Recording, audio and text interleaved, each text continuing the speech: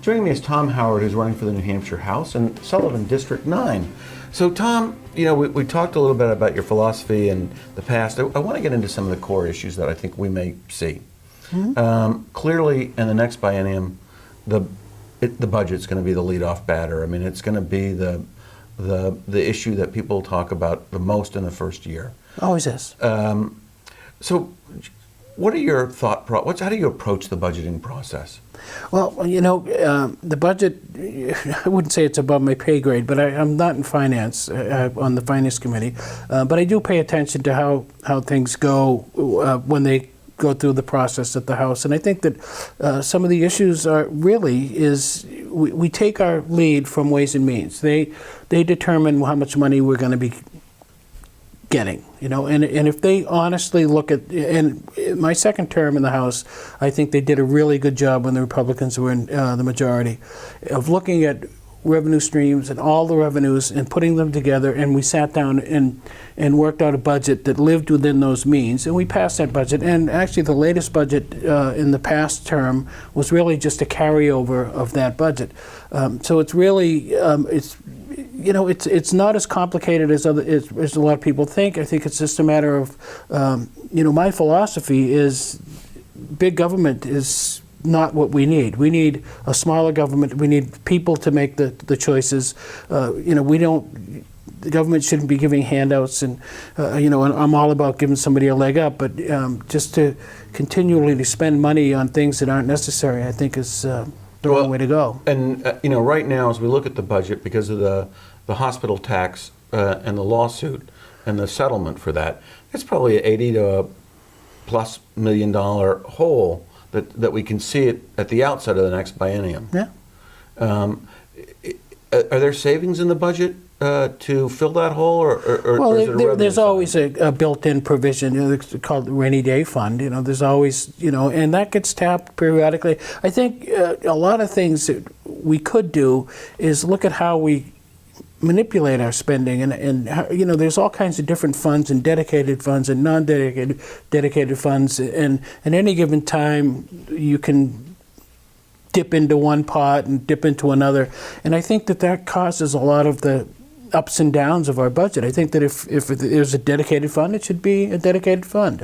If there's a rainy day fund, it should be used for a broad spectrum of things. But really, what I see is a lot, and I guess it's politics, pure and simple, is, when there's money there and somebody wants to spend it, that's, and I think that we really need to be more frugal. It's real simple, we're spending more than we take in a lot of ways, And you would advocate spend spend to associate with the revenue. Yeah, we really need to be more frugal. I'm a very fiscal conservative, and I think that a lot of the agencies that they just overspend.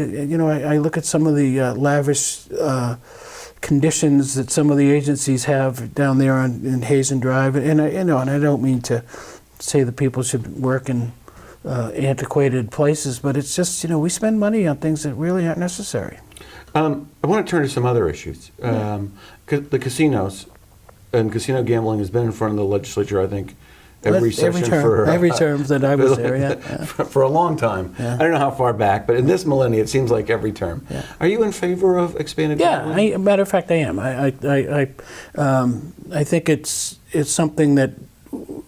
Yeah, well, it's a complicated issue. I am for expanded gambling, but not the bills that have come to the House. And I think in the 2 terms that I was there, at least 3 separate bills I paid close attention to. And one in particular was my first term, and it was just giving away the farm, if you will. And I think that a lot of people don't understand, that you say that you're for expanded gambling, yet you voted against it. Well, if you read the bill, you'd realize why I was against it. It was 40% goes to the state.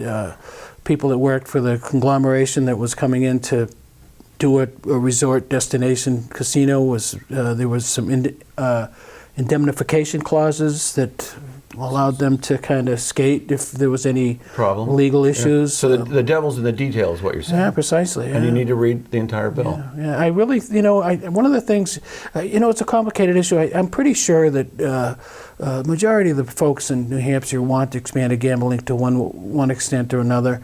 I think, I don't particularly want to become another Nevada, but maybe we should look at expanding the charity gambling. We already have gambling. There's casinos in New Hampshire as we speak. There's one. We got about 30, 40 seconds left. I want to get to one other issue. Anything on the education front that piques your interest?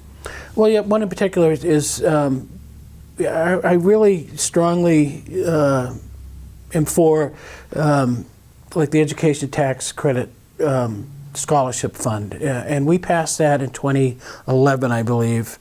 And actually, the Democrats tried to overrule it, which luckily the Senate it didn't go through. But what it does is it allows people, it gives choice to the parents, and if they want to send their kids to another school, they can get some extra funding to do that. I look at how we operated in Croydon, the town I live in, and we backed out of our area agreement, and now we have school choice. Truly school choice in the pure sense of the word. Now kids can go to Sunapee if they want. They can go to Plainfield. They can go to Montessori. Whereas before they were locked into a school, and I think that's what it's all about, is giving the local control. Well, Tom, thanks so much, and we're out of time. Thank you.